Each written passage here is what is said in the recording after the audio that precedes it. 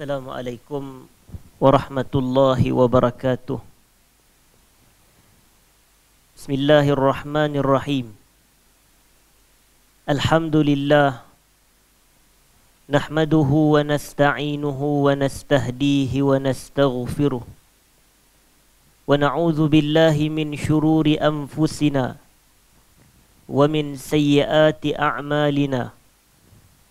Man yahdihillahu فلا مضل له ومن يضلل فلا هادي له أشهد أن لا إله إلا الله وحده لا شريك له وأشهد أن سيدنا محمدا عبده ورسوله اللهم صل وسلم وبارك على حبيبنا وسيدنا محمد وعلى آله وأصحابه أجمعين أما بعد. Tuan-tuan, puan-puan sidang penonton yang dirahmati Allah, Alhamdulillah, syukur kepada Allah Azza wa Jal kerana pada malam ini kita dapat bersama sekali lagi berkumpul bagi mengikuti majlis perbahasan Mukhtasar Zadul Ma'ad fi Hadi Khairil Ibad sallallahu alaihi wasallam. Dan majlis kita pada malam ini merupakan majlis kali yang ke-25 daripada huraian dan kupasan kitab kita ini.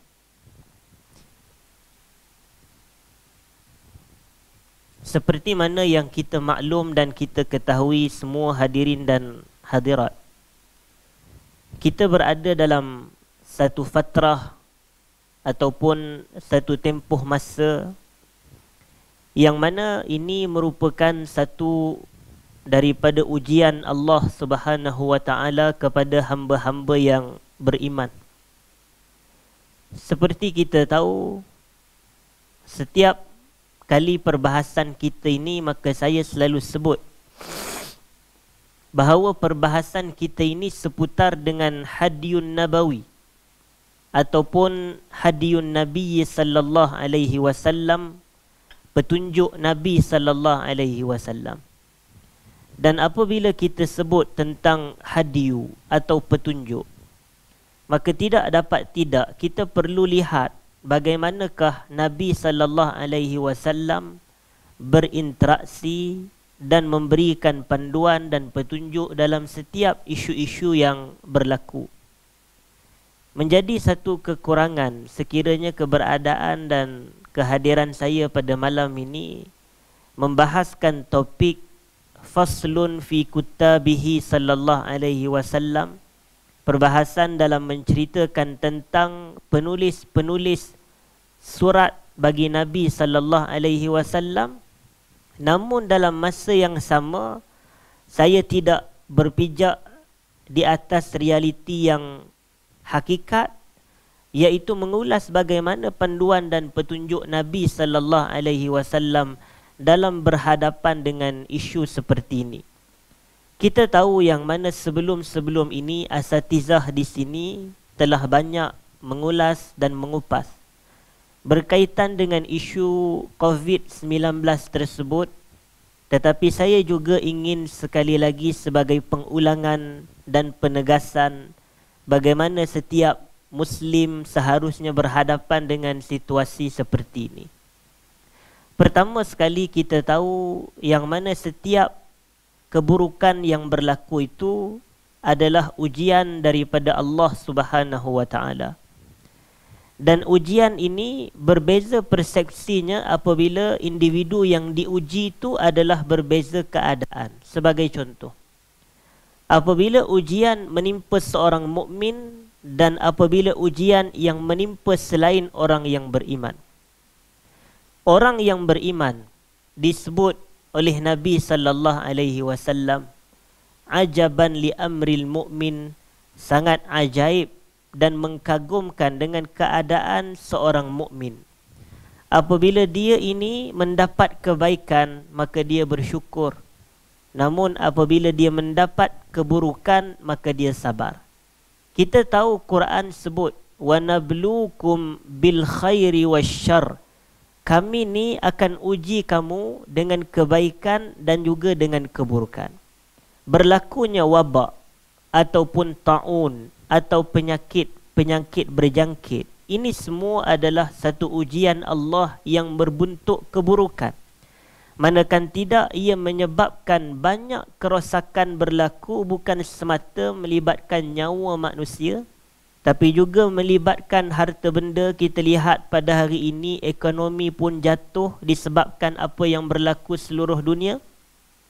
Maka oleh kerana itu, maka wajib bagi seorang mukmin bersabar dalam setiap musibah yang berlaku seperti ini. Tetapi kita juga perlu mengambil langkah precaution atau langkah berjaga-jaga.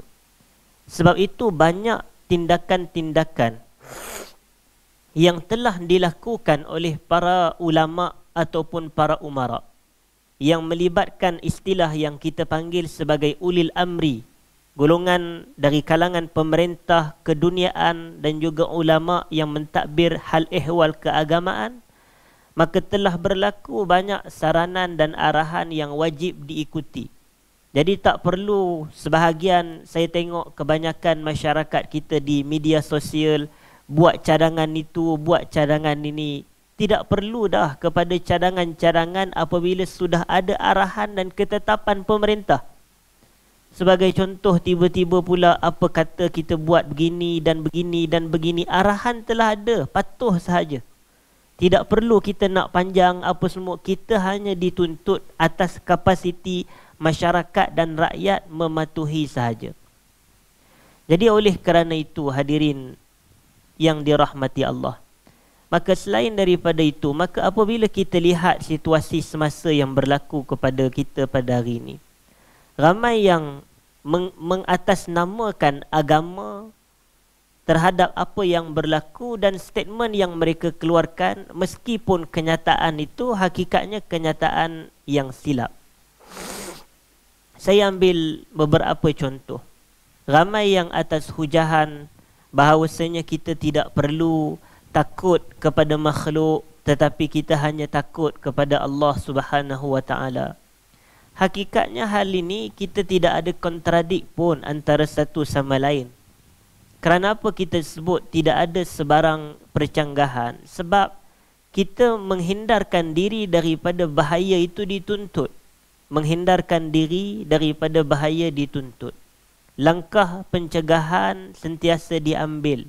Usaha-usaha pencegahan tak menafikan tawakal. Usaha-usaha pencegahan bukan bermakna kita lari daripada takdir Allah. Saya amat kagum dengan sebahagian manusia yang suka memainkan isu takdir itu dan takdir ini. Cuba kita ambil satu perumpamaan. Kita ni kadang-kadang apabila dalam kehidupan seharian, kita beli telefon bimbit baharu. Sebaik kita beli telefon bimbit baharu, maka kita pun dalam masa yang sama tanya kepada pekedai, casing telefon ada jual atau tidak. Maka boleh tak pekedai itu tanya kepada kita, "Cik, nak beli casing telefon ni untuk apa?" Dia kata, "Saya beli sebab nak jaga telefon saya takut bercala, supaya nanti kalau jatuh tak retak atau jatuh tak mudah rosak, ada penahan." Lalu boleh ataupun tidak pekedai itu berkata kepada kita, "Cik, adakah cik tak beriman kepada takdir Allah? Kalaulah handphone tu nak rosak dan nak bercala, maka dia akan bercala juga, tak kira lah ada casing ke tak ada casing." Maka apa jawapan kita agaknya kepada peniaga tersebut? Adakah kita boleh terima hujahan tersebut? Apa salahnya kalau kita nak ambil langkah berjaga nak menyelamatkan telefon?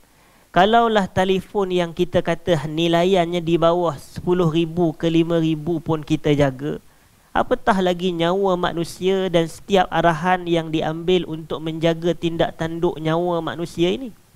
Adakah itu merupakan satu menyalahkan takdir? Maka kita katakan tidak tepat hal-hal dan kenyataan seperti ini, maka tidak perlu. Sehingga ramai nak memberi cadangan yang pelbagai apa semua, kita katakan kita dah ada pihak-pihak yang ada autoriti, mereka pun sudah banyak pandangan dan cadangan, maka kita sebagai masyarakat ikut sahaja selama mana arahan dan perintah tersebut bukan bersifat maksiat ataupun arahan kepada perkara yang Allah haramkan. Jadi oleh kerana itu saya nak pergi kepada perbahasan bulanan kita ini berkaitan dengan Mukhtasar Zadul Ma'ad fi Hadi Khairil Ibad sallallahu alaihi wasallam. Sebelum ini pada kuliah yang lepas kita telah menceritakan bahawasanya individu yang merupakan penulis bagi Nabi sallallahu alaihi wasallam adalah antaranya Abu Bakar As-Siddiq radhiyallahu anhu. Di sini pada malam ini yang kedua kita adalah Umar ibn al-Khattab. Umar ibn al-Khattab radhiyallahu anhu. Dan kita tahu perbahasan Umar sama juga panjang seperti perbahasan Abu Bakar As-Siddiq. Kerana Umar berada pada ranking yang kedua selepas daripada Abu Bakar As-Siddiq daripada satu sudut, iaitu individu yang paling mulia dan afdal selepas daripada Rasulullah sallallahu alaihi wasallam. Kalau kita lihat pribadi Umar ibn al-Khattab ini, beliau diberi ataupun dikuniahkan dengan kuniah Abu Hafs, bapa kepada Hafs, yang mana sebelum ini kita pernah sebut Hafs di situ adalah singkatan daripada nama Hafsah. Maka boleh bagi seseorang itu nak meringkaskan namanya ataupun nama anaknya dengan panggilan dan penamaan tanpa hakikat menafikan nama asal. Sebagai contoh, Hafsah tidak diubah namanya, tapi bila disebut Abu Hafs, seperti contoh Rasulullah sallallahu alaihi wasallam kadang-kala memanggil Aisyah dengan sebutan Aish, ya Aish, maka ini tidak ada masalah di dalam penamaan dan penggelaran nama secara singkat. Dan seperti kita maklum, apabila Umar ibn al-Khattab meletakkan kuniahnya dengan nama Abu Hafs, ini pun sekali lagi saya ulang kenyataan yang saya pernah sebut, menafikan dakwaan yang Umar ini membunuh anak perempuan beliau radhiyallahu anha, sehingga ada riwayat yang tidak sahih ataupun palsu yang menyatakan bahawasanya Umar pada suatu hari pernah duduk di tangga dan beliau menangis, lalu ditanya, "Wa ma yubkika ya Umar?" Apa yang menyebabkan kamu menangis wahai Umar?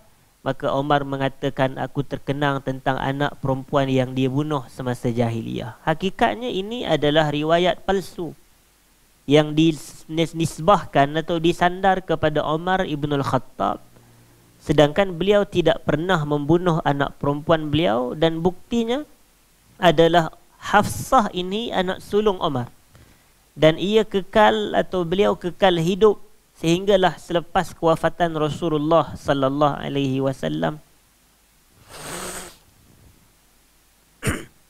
Selain daripada itu, maka kita suka untuk menceritakan serba sedikit tentang kepribadian ataupun manaqib Umar serta fadilat Sayyiduna Amirul Mukminin Umar ibn al-Khattab radhiyallahu anhu. Yang pertama sekali, tuan-tuan dan puan-puan yang dirahmati Allah, Umar seperti kita maklum dilahirkan bukan dalam keadaan Muslim. Kemudian dia membesar dan dewasa sehingga dia ini menjadi salah seorang lelaki yang mempunyai sifat atau ciri ketegasan, atau dalam kata lain kebengisan, sehingga ada riwayat yang menunjukkan memang Umar ini personaliti beliau adalah tegas, bengis, garang. Tetapi pada awal-awal hidup beliau ini menentang Islam.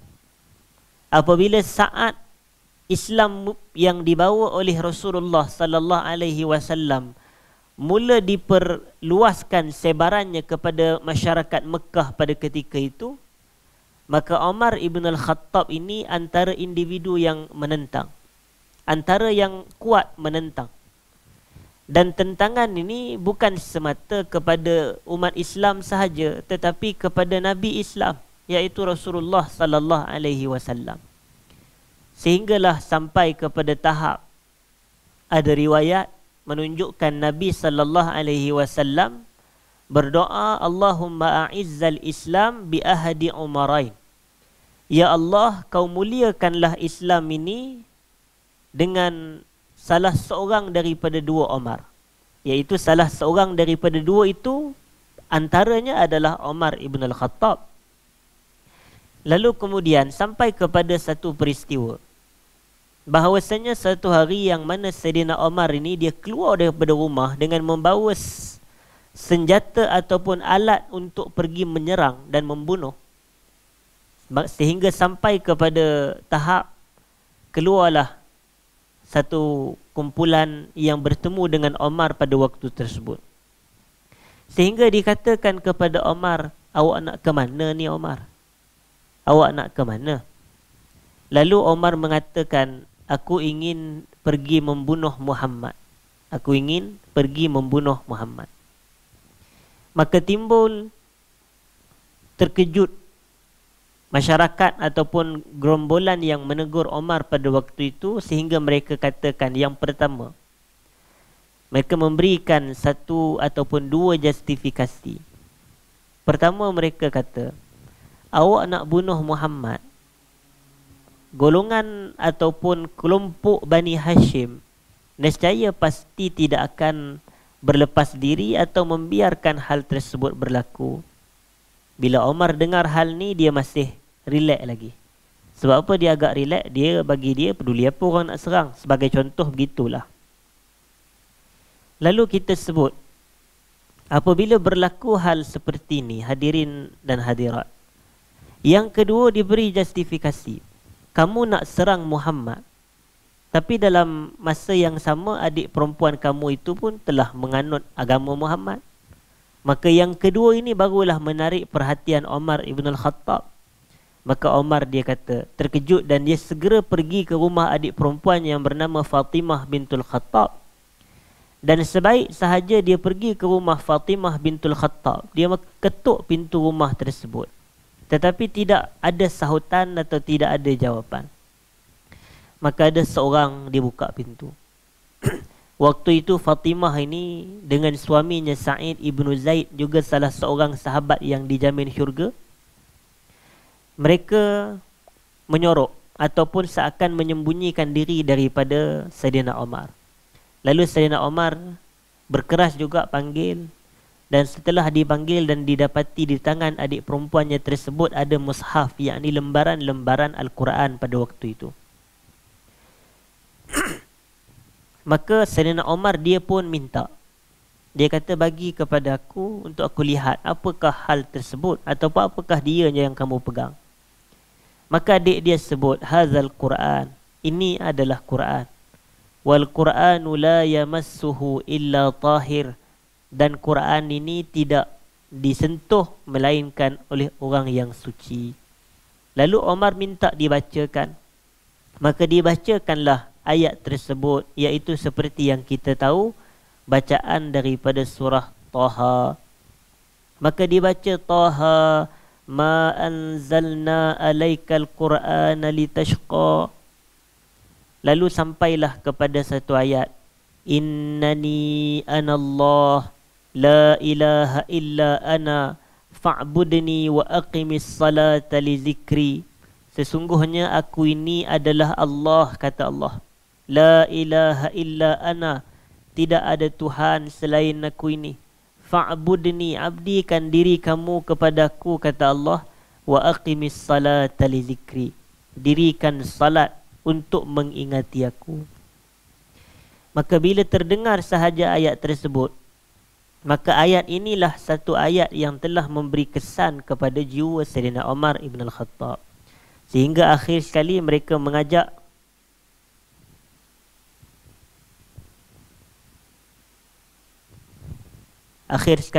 mengajak bahawasanya kita ini perlu, ataupun akhir sekali Sayyidina Umar, sebentar.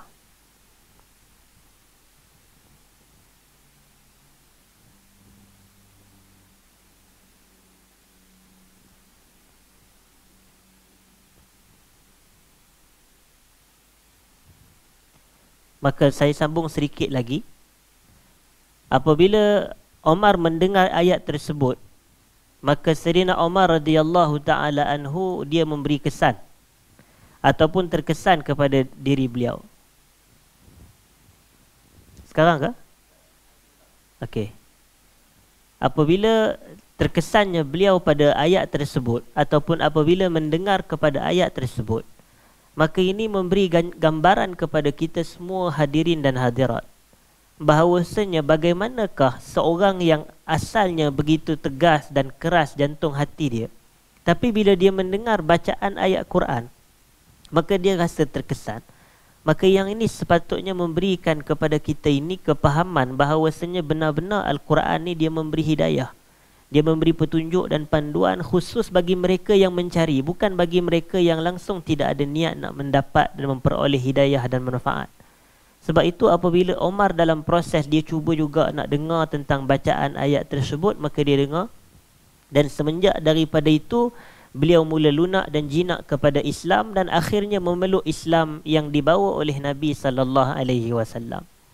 Dan sebaik sahaja beliau ini memeluk Islam, maka beliau terkategori dalam kalangan individu yang semasa jahiliah mulia. Demikian bila masuk Islam pun dia tak menghilangkan kemuliaan yang ada pada pribadi beliau. Yang ini yang kita amat sarankan supaya ramai dari kalangan non-Muslim di Malaysia ini, yang mana sebelum dia memeluk Islam, maka boleh jadi dia kerjayanya bagus, dia semangat, dia usahanya baik, dia rajin itu dan ini. Tetapi apabila setelah memeluk Islam, maka tidak perlu yang ini ditinggalkan. Dia tetap kena teruskan kemuliaan dan kelebihan yang ada sebelum daripada Islam. Inilah yang disebut oleh Nabi SAW, An-nasu kal ma'adin, manusia ini ibarat bahan galian. Khiyarukum fil jahiliyati khiyarukum fil Islam idza faqihu. Sebaik-baik mereka semasa jahiliyah, mereka juga terpilih dan terbaik ketika mereka berada dalam keadaan Islam, tapi dengan syarat apabila mereka faham agama. Yakni kita tengok bahan-bahan galian. Semasa di dalam tanah dia sudah bernilai, maka bila dia keluar daripada tanah yang kotor itu, dia keluar ke tempat yang bersih, maka kita tengok nilaiannya tetap sama. Nilaiannya tidak berkurangan. Demikianlah golongan yang kita sebut sebagai mereka yang berada pada zaman jahiliyah. Semasa jahiliyah hebat, maka apabila memeluk Islam pun mereka hebat. Antara individu yang seperti itu adalah Umar ibn al-Khattab sendiri. Bila dia peluk Islam, kehebatan-kehebatan dan keberanian yang ada pada beliau semasa jahiliyah, maka tidak hilang serta-merta, tetapi ia kekal dan ia akan lebih mulia dan berterusan kerana dia faham agama dengan begitu baik. Daripada persoalan tersebut juga saya suka nukil atau quote satu kata-kata daripada Syekh Saleh Al-Utsaimin hafizahullah ta'ala, yang mana ada orang tanya kepada Syekh Saleh Al-Utsaimin, wahai Syekh, apa pandangan kamu? Adakah boleh para pelaku maksiat ni menjadi ulama Rabbani? Oh, soalan. Bolehkah pelaku maksiat menjadi ulama Rabbani? Maka yang ni daripada satu sudut, kita bagus, cita-cita dia hebat, cita-cita tinggi. Lalu Syekh menjawab dengan penuh, orang kata dengan penuh santun dan juga dengan penuh keseriusan. Dia kata, dahulu golongan para sahabat, mereka bukan semata orang kata melakukan maksiat, tetapi pada waktu itu mereka syirik kepada Allah Subhanahu wa taala. Daripada satu sudut, mereka tidak beriman kepada Allah dan Nabi sallallahu alaihi wasallam. Tetapi akhirnya mereka Allah muliakan dengan memeluk Islam. Contohnya adalah apa yang berlaku kepada pribadi Umar ibn al-Khattab dan apa yang berlaku kepada sahabat Nabi sallallahu alaihi wasallam Jubair ibnu Mut'im radhiyallahu anhu dan selain daripada kalangan mereka. Oleh kerana itulah kata Al-Imam Ibn Taymiyah rahimahullah, al-ibratu bi kamalin nihayah la bi naqsil bidayah. Ibrah pada kehidupan kita ni adalah pada kesempurnaan ataupun pada penghujung hidup yang sempurna, bukan kepada naqsul bidayah, permulaan hidup yang penuh kekurangan. Biasalah ramai dari kalangan kita pun masa muda-muda dahulu boleh jadi dia ni orang kata lara ataupun huha-huha ataupun tah ke mana hala perangainya. Tapi bila dia dah semakin matang, maka kita kata tengok dia semakin baik, makin dekat dengan masjid, makin beragama, makin mula nak rasa semangat. Yang ini tidak pelik dalam hidup manusia. Jadi sebab itu kita katakan tidak perlu bagi seseorang yang mana bila semasa hayat dia ketika muda, dia banyak buat maksiat, dia banyak buat silap, buat dosa. Kemudian tiba-tiba dia kata, aku takutlah nak berubah. Takut nanti kawan-kawan lama aku dia kata apa pula, aku kenal hang dulu macam mana. Aku tahu awak dulu time sekolah menengah teruk macam mana. Aku tahu zaman kamu muda-muda macam-macam yang kamu buat. Betul. Memang dia buat semua itu pada waktu muda, tetapi tak menafikan taubat. Tidak menafikan perubahan ke arah kebaikan. Sebab itu kita sekali lagi sebut yang diambil kira dalam hidup adalah pada penghujung hidup. Bagaimana penghujung hidup kita. Awal hidup tak membawa makna apa. Ada orang dia semasa awal hidup baik, tetapi saat dia hampir mati dia buat amalan penghuni neraka, maka dia masuk neraka. Tapi ada orang amalan hidupnya buruk pada awal usia, tetapi pada penghujung hidup Allah muliakan dia, dia buat amalan penghuni syurga, maka dia masuk ke dalam syurga Allah. Jadi kerana itu kita sebut, kata Nabi SAW, innamal a'malu bil khawatim. Sesungguhnya setiap amalan dihitung berdasarkan penghujungnya, dan kerana itu jugalah kita memperbanyakkan doa kepada Allah Subhanahu wa taala supaya Allah matikan kita dengan kebaikan ataupun spesifiknya dengan husnul khatimah. Baik. Kemudian hadirin dan hadirat yang dimuliakan, selain daripada itu kita sebut beberapa fadilat Umar ibn al-Khattab radhiyallahu anhu. Yang pertama, Umar ibn al-Khattab ini dijamin syurga menerusi lidah Nabi sallallahu alaihi wasallam. Dan kita pun tahu masuk ataupun jaminan syurga daripada Rasulullah ni satu benda yang besar. Rasulullah sallallahu alaihi wasallam, baginda tidak bercakap mengikut hawa nafsu. Wa ma yantiqu anil hawa in huwa illa wahyu yuha.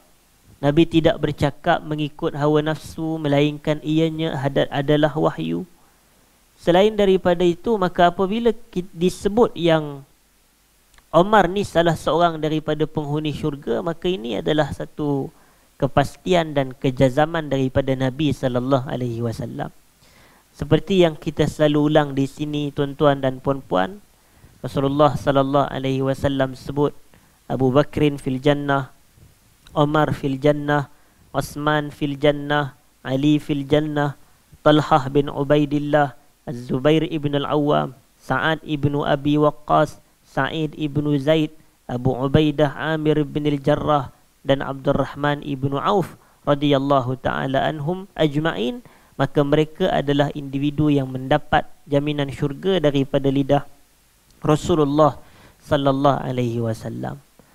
Pun begitu, maka kita dapat lihat antara kelebihan Umar ibn al-Khattab radhiyallahu anhu lagi adalah apabila Rasulullah sallallahu alaihi wasallam sendiri mensifatkan beliau ini sebagai syahid. Sebagai syahid. Kerana itu ada berlaku peristiwa pada zaman baginda sallallahu alaihi wasallam. Rasulullah ni naik ke atas bukit Uhud bersama dengan 3 orang sahabat yang utama. Pertamanya Abu Bakar, keduanya Umar, dan ketiganya Uthman. Sebaik mereka berempat berada di atas bukit Uhud, maka bukit Uhud bergegar.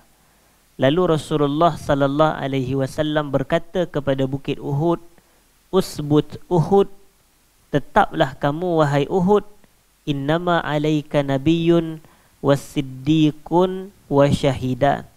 Kerana di atas kamu pada hari ini atau pada waktu ini wahai Uhud adalah seorang nabi, seorang siddiq, dan 2 orang syahid. Apabila disebut nabi, maka ia merujuk kepada Rasulullah sallallahu alaihi wasallam.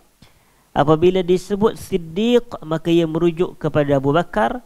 Dan apabila baginda sebut syahidan, 2 orang syahid, maka ia merujuk kepada Omar dan juga Osman. Maka waktu tersebut Nabi menggelarkan Omar dan Osman ini sebagai syahid, individu yang mati syahid. Tetapi waktu itu Omar masih hidup. Maknanya ini adalah gambaran atau perincian daripada Rasulullah sallallahu alaihi wasallam bahawasanya Omar dan Osman akan mati syahid. Maknanya itu belum berlaku, tetapi benda yang bakal berlaku tapi telah dikhabarkan oleh Rasulullah sallallahu alaihi wasallam, melainkan itu adalah antara maklumat yang telah Allah maklumkan kepada Nabi sallallahu alaihi wasallam.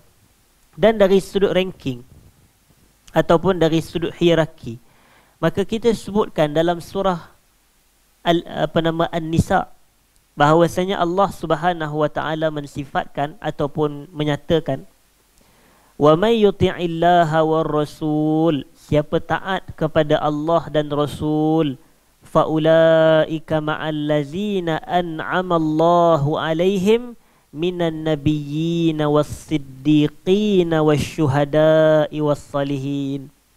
Siapa taat kepada Allah dan Rasul, maka mereka akan bersama dengan golongan yang Allah berikan nikmat ke atas mereka itu, minan nabiyyin, pertama dari kalangan para nabi, kedua siddiqin, kalangan para siddiqin, ketiga syuhada, golongan yang syahid.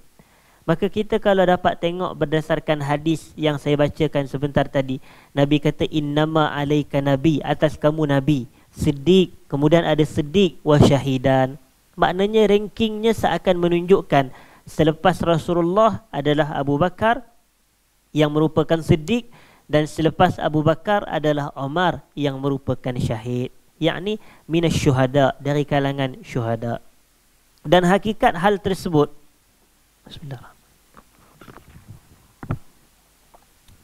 Dan hakikat tuan-tuan dan puan-puan, hal tersebut benar berlaku kerana pada zaman pemerintahan Umar ibn al-Khattab, beliau ini radhiyallahu ta'ala anhu mati disebabkan tikaman. Atau cucukan. Beliau ditikam oleh Abu Lu'lu'ah al-Majusi ketika beliau sedang memimpin salat, sedang menjadi imam salat. Dan beliau tidak mati serta-merta, tetapi beliau mati tak berapa lama selepas daripada tikaman tersebut. Dan apa kaitan mati disebabkan kesan tikaman dengan syahid? Maka yang inilah yang dibahaskan oleh ulama, berhujahkan hadis asy-syuhada'u khamsah. Golongan yang mati syahid tu ada 5. Dan syahid di sini merujuk kepada syahid akhirat, yakni bukanlah makna mati syahid di medan perang seperti yang kita faham, tetapi ini adalah syahid akhirat. Antaranya seperti yang disebutkan adalah al-mat'un. Al-mat'un ni ulama hadis bahaskan kepada 2 terjemahan atau 2 maksud. Yang pertama, minat ta'an, daripada tikaman. Dia mati disebabkan ta'un. Saya minta maaf, mati disebabkan tikaman, at-ta'an. Manakala sebahagian ulama hadis lain menyatakan al-mat'un di situ adalah mati disebabkan penyakit ta'un. Jadi ada 2 maksud. Yang pertama disebabkan tikaman, yang kedua disebabkan ta'un. Seperti kita tahu, ta'un adalah penyakit berjangkit. Jadi oleh kerana itu, individu yang mati disebabkan 2 keadaan itu tergolong dalam maksud al-mat'un. Jadi oleh kerana itu, katakan takdir Allah. Kita ada yang meninggal dunia disebabkan COVID-19, yang mana kita tahu ia juga terkategori dalam kategori penyakit berjangkit dan boleh juga dimasukkan dalam kategori ta'un yang dimaksud dalam hadis, walaupun sifat dan cirinya amat berlainan dari sudut penamaan tersebut, sehingga hadis pun jelas menyebut allati lam takun madha fi aslafihim, yang mana penyakit-penyakit berjangkit tersebut tak pernah berlaku pun pada generasi sebelum mereka, tapi akan menimpa umat ini seperti yang diriwayatkan oleh Imam Ibn Majah. Maka kita katakan golongan tersebut yang meninggal dunia maka dianggap dan dinilai sebagai syahid. Cuma kita jangan salah faham, dan saya tahu kenapa sebahagian ulama tidak menunjukkan hadis ini, supaya takut nanti orang salah guna maka mendedahkan diri kepada bahaya atas alasan kami nak jadi syahid. Yang ni tidak betul. Yang ini tidak betul. Kalaulah hal seperti ini, yakni sebagai contoh para salafus salih ataupun sahabat Nabi SAW, mereka faham tentang hal ini, maka sebagai contoh al-mabtun, mereka yang ada sakit dalam perut masuk dikategorikan syahid. Nescaya kalaulah sahabat-sahabat faham, maka dengan faham yang salah macam sebahagian orang pada hari ini, maka para sahabat akan macam-macam, mereka akan makan macam-macam makanan, kemudian bila sakit perut, atas alasan tak apa aku mati syahid. Yang ni salah faham. Begitu juga bukti apabila Umar Ibn Al-Khattab sendiri, dia dengar berlakunya ta'un. Ketika tu Umar sedang dalam perjalanan bersama dengan muhajirin, bersama dengan ansar. Maka apabila sampai kepada satu kawasan Sarh, yang mana Sarh ini antara kawasan yang berhampiran dengan negara Syam, tapi belum sampai ke Syam, maka pada waktu tersebut Syam dikhabarkan kepada Umar Ibn Al-Khattab sebagai seorang pemerintah bahawasanya negara Syam telah diserang wabak ta'un, ataupun negara Syam adalah waktu itu ditimpa ta'un. Maka dalam keadaan tersebut Sayyidina Umar ni dia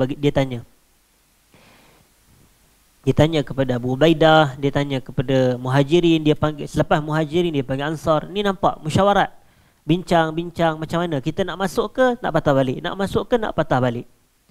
Tapi sampailah kepada tahap Umar fikir, bersama dengan aku ni muhajirin, bersama dengan aku ni ansar, takkanlah macam seakan Umar kata, takkanlah aku nak dedahkan mereka ni kepada bahaya ta'un, berjangkit apa semua. Akhirnya Umar kata, mari kita balik, kita patah balik, tak jadi pergi. Kemudian Abu Ubaidah kata, afiraran min qadarillah, adakah nak lari daripada takdir Allah? Maka Sayyidina Umar dia kata apa? Nafirru min qadarillah ila qadarillah, kita lari daripada satu takdir Allah kepada takdir Allah yang lain.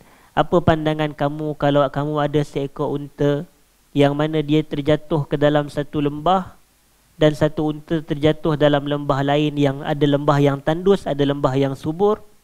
Bukankah kalau dia jatuh dalam lembah yang subur tu, maka itu takdir Allah? Dan bukankah kalau dia jatuh dalam lembah yang tandus pun, itu pun takdir Allah juga? Jadi kita ni nafirru min qadarillah ila qadarillah. Maka dalam keadaan tersebut Sayyidina Umar menegah para sahabat atas kapasiti pemerintah untuk memasuki kawasan-kawasan yang telah ditimpa penyakit berjangkit. Kenapa? Kerana takut merebak. Kalaulah sahabat-sahabat sebijaksana Umar ni dia faham, oh tak apalah mati syahid, maka lalu mereka pun masuk sebab nak dapat pahala. Yang ini kepahaman yang tidak tepat, tapi mereka mengelakkan. Cuma katalah kalaulah kita dah habis sedaya mungkin usaha, precaution, langkah berjaga-jaga dan itu dan ini, tapi Allah takdirkan juga, maka di situ sabar. Bila sabar, kita meminta ganjaran pahala daripada Allah. Kemudian kita ini mudah-mudahan mendapat pahala ataupun ganjaran syahid. Dan yang terakhir sebelum saya tutup, Umar Ibn Al-Khattab radhiyallahu anhu ini adalah individu yang pertama dari kalangan pemerintah umat Islam yang memakai gelaran Amirul Mukminin,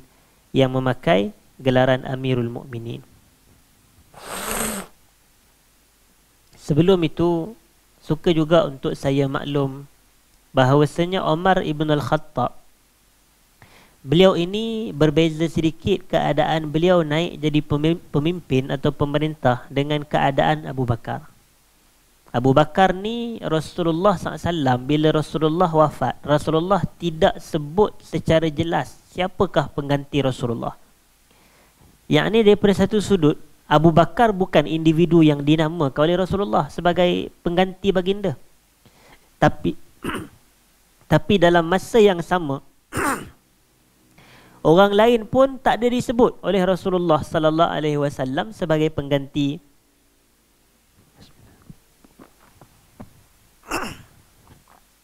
Tidak ada disebut orang lain sebagai pengganti kepada Rasulullah sallallahu alaihi wasallam. Cuma diketahui melalui isyarat sahaja, iaitu Rasulullah redha Abu Bakar menjadi imam ketika salat, sedangkan selama hari ini yang jadi imam adalah Rasulullah.